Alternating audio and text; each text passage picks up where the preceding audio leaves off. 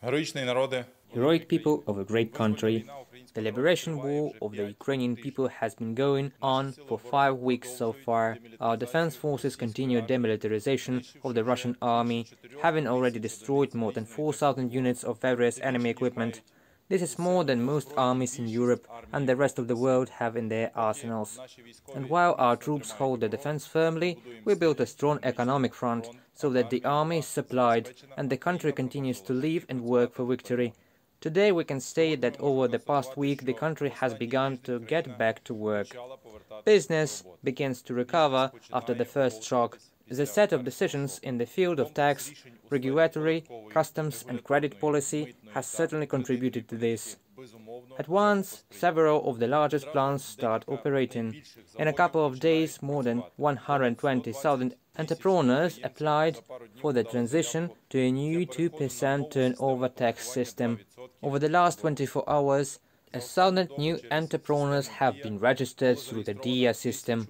Already about 1,500 manufacturing companies have applied for relocation. Several hundred have already moved or are in the process of doing this to continue their work. Sowing has already begun in 20 regions of Ukraine.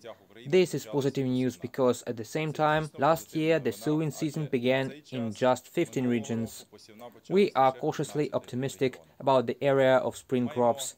According to the current data, it is possible to sow the spring crops on 6 million hectares of land. This is 80% of the area which was sown last year. Today, our farmers are no less courageous and dedicated to holding the front. According to the current data, it is possible to sow the spring crops on 6 million hectares. The future food security of the country and the world depends on them. We thank them for their courage and dedication. Thanks to the government order for social products, our food industry will expand new capacities and hire new employees. We are talking about 300 such enterprises. Let me remind you that the government buys 10 million food kits for Ukrainians in the frontline cities to distribute to people for free.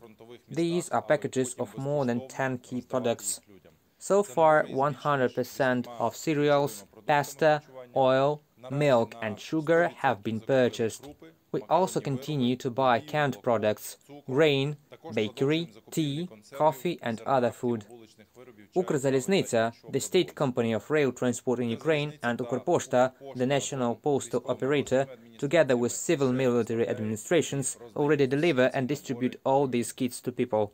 We see that thousands of small and large businesses all over the country are coming back.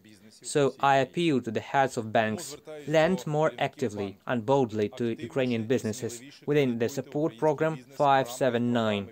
Today the country needs your determination. The government will also soon consider and approve a separate loan product for retail chains to revive their cooperation with Ukrainian producers.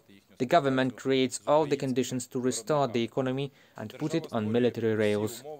This will give us the reserve of strengths and resources to defeat the enemy.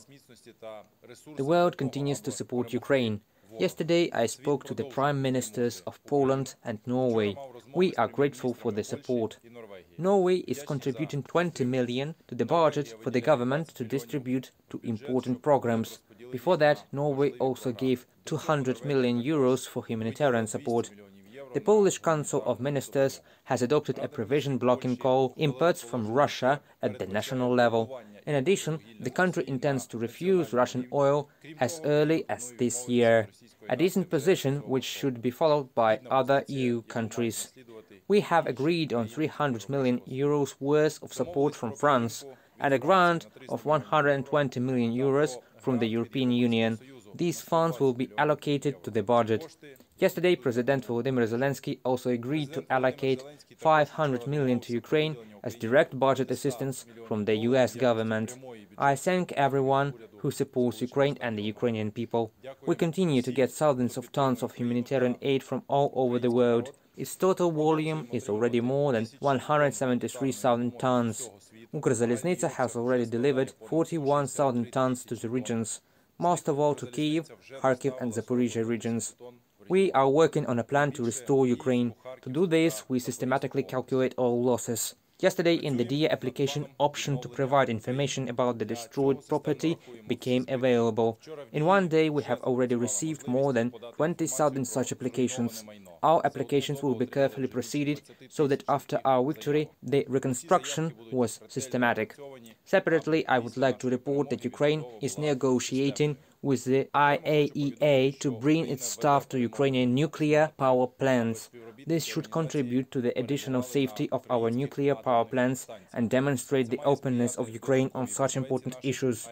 There are also agreements to receive various equipment for our nuclear facilities as international assistance. It is an important support. We are grateful for it. Dear Ukrainians, we continue to work. We thank and believe in the armed forces of Ukraine and our defenders. We believe in victory and do everything to bring it closer.